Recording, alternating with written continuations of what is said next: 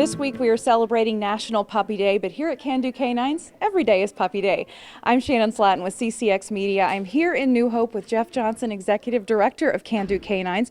For someone who's not familiar with what you guys do, what is Can Do Canines all about? So we are a 34-year-old organization, and we raise and train dogs to help people with disabilities. They're assistance dogs, and they essentially change people's lives. What's the demand like for people who want your dogs? There is always demand. We serve 5 different types of disabilities, including autism, children with autism. That is our longest wait list. But we also serve people who have mobility issues, people with seizures, people who have type 1 diabetes, and people who are deaf or very hard of hearing. And there's demand across the board, but we're always looking for new clients because these dogs can change people's lives, and we want as many people to get advantage of that as possible. You guys need to breed your own dogs to keep up with that demand, is that right? We do. We breed most of our own dogs because we found that it's about double the success rate of a dog that isn't purpose bred. And what we're breeding for is not just health and size and an ability to do the skills that we need, but we're breeding for personality as well. We want these dogs to get joy out of working. Most of our dogs get joy out of that serving, and so that's what makes a great assistance dog. And to get those dogs ready to go, you need volunteers. We would close our doors tomorrow without our volunteers. So we have over 200 dogs in the system at any given time, from a brand new puppy to a 2-year-old dog that's about ready to be placed with a client. From start to finish, we need volunteers to help raise those dogs, to train those dogs, to love those dogs. And they could do it for anywhere from a long weekend to over a year and everything in between. And finally, if somebody's interested in volunteering, what should they do? Just go to our website, candocanines.org, and click on how to help or volunteer, and someone will get a hold of you. All right, Jeff Johnson, Executive Director of Can Do Canines, thank you very much for joining us. All right, we'll put a link to their website on ours. You can learn more at ccxmedia.org. And now we'll go back to the studio to learn more about what's happening here in the Northwest Suburbs. A process that started about 15 months ago. Do you have the capabilities of housing 48 teams and pulling off 94 games? Do you have volunteers? Do you have referees? What kind of facilities do you have? Is now in the home stretch. Getting to this point, there's been a lot of people that put in a lot of work and time, specifically Wayzata Youth Hockey Association. Plymouth Ice Center is the primary location for the USA Hockey High School National Championships. Pick is hosting the tournament for the second time in 5 years. We have 3 ice sheets here in Plymouth, and the setup and the flow of it work really well. We've expanded to 4 rinks. We're using Parade in the 3 rinks at Plymouth. There's 94 games in total and 4 championships that will be decided on Monday. This is USA Hockey's premier tournament for high school-aged players from around the U.S. We got teams from Alaska, teams from New York, teams from Massachusetts, Florida, Texas. This year, the field has expanded to 48 teams in 4 divisions, and there should be a lot of talent on the ice. There's going to be some really good players here. For instance, Ryan Johnson, who was an NHL first-round draft pick, who's played for the Gophers for 4 years, number 24. He played in this tournament in 2018. Was on the winning Santa Margarita team. If you're a fan that just wants to stop by to see some really good hockey, the price is right. Admission to all games throughout the tournament is free. Pretty much from 8 o'clock in the morning till 9 or 9:30 at night, you can come here and watch great hockey, a game on each rink. In Plymouth, Jason Malillo, CCX News. Plymouth estimates the tournament will have an economic impact of about $1.3 million. Companies around the globe rely on Brooklyn Park-based Ametek Mocon to test packaging. As Corey Bork reports, its technology is on the cutting edge of an industry that's rapidly evolving.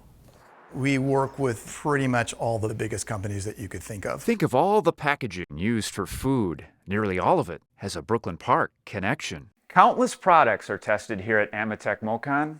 Even this water bottle. Bags for potato chips are another example. You want them crispy, right? You want them tasting fresh. Water vapor makes them soggy. Oxygen makes them not taste good. Jeff Jackson. And I have an engineering background, so that technology is always interesting to me. Is the man behind a lot of the testing science. So permeation is the movement of gas molecules through a barrier. Ametek Mocon offers the testing equipment that makes sure companies get the packaging results they're looking for. And it's about primarily oxygen transmission rate and water vapor transmission rate. Those are primary enemies to food and electronics. This laboratory in Brooklyn Park. This is our main test lab. Is the largest of its kind in the world. You would put a film in the barrier, and they would close that up, load this into the instrument. Testing is tedious. taking days, even weeks. As you can imagine, gas molecules don't move through barriers quickly. The customers need to know what the performance of that package is. This instrument allows them to test that full package. Close to 80% of the testing is for food packaging. When they put a date stamp on it that says good through this date, how do they know that? The permeation performance of their package is a key element to that. And it's not just testing done here, but the manufacturing of the equipment. There's up to 4 people that build the instruments here. We probably build 5 or 6 instruments a day off this assembly line. Ametek Mocon shipped out more than 400 testing instruments across the globe last year, a company record. I think the key thing is we're so tight with our customers. And it's expected to get busier. The impact is as we continue to take on sustainability efforts, we are at that cutting edge of really being able to help our customer companies accomplish their sustainability goals. As it examines packaging that could be recycled or composted. Cartons, bottles, pouches, bags. Think of a company, they rely on Mocon. From healthcare, pharma, med device, and food and beverage. You name it, we most likely work with them. In Brooklyn Park, Corey Bork, CCX News. Ametek Mocon was founded in the 1960s by a scientist at General Mills. Around 120 people work at the Brooklyn Park facility.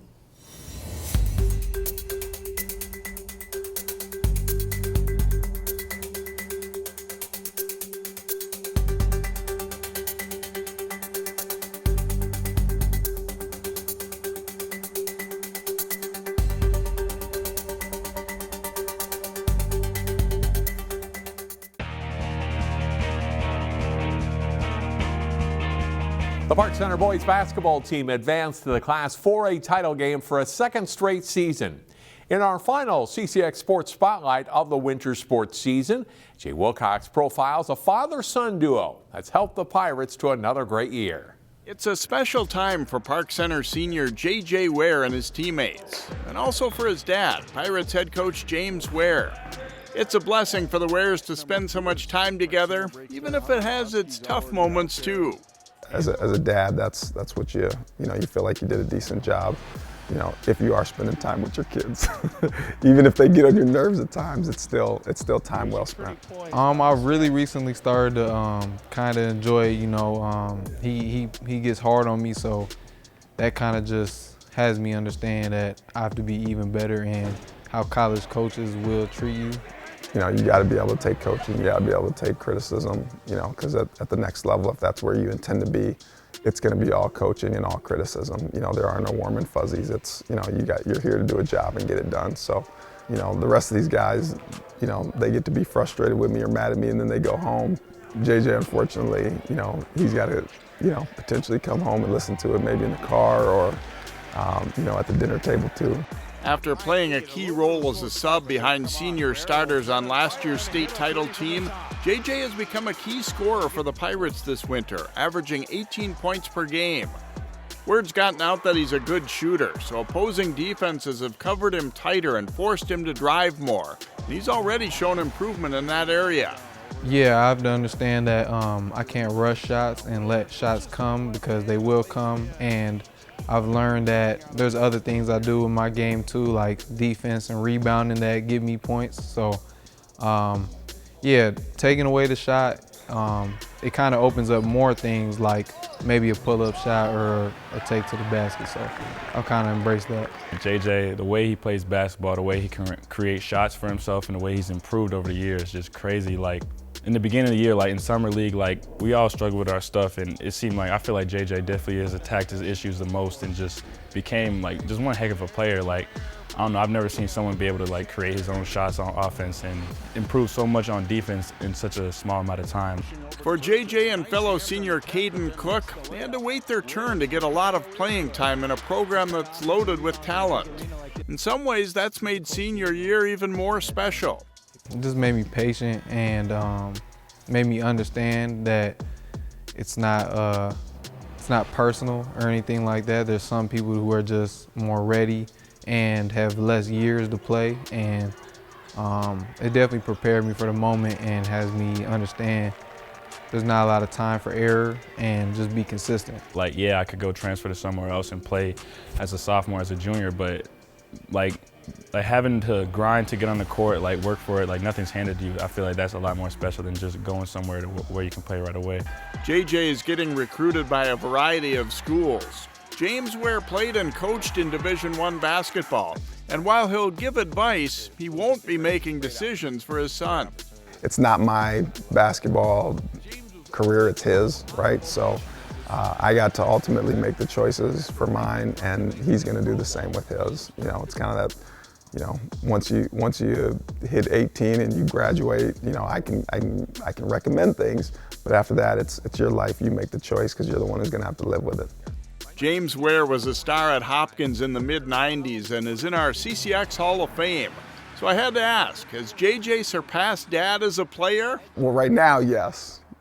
Me, Hopkins, you know, 95, no way, no chance. I feel like I could beat him for sure. Probably better than him. I know he said no, but I feel like I can mess with him. For the CCX Sports Spotlight, I'm Jay Wilcox.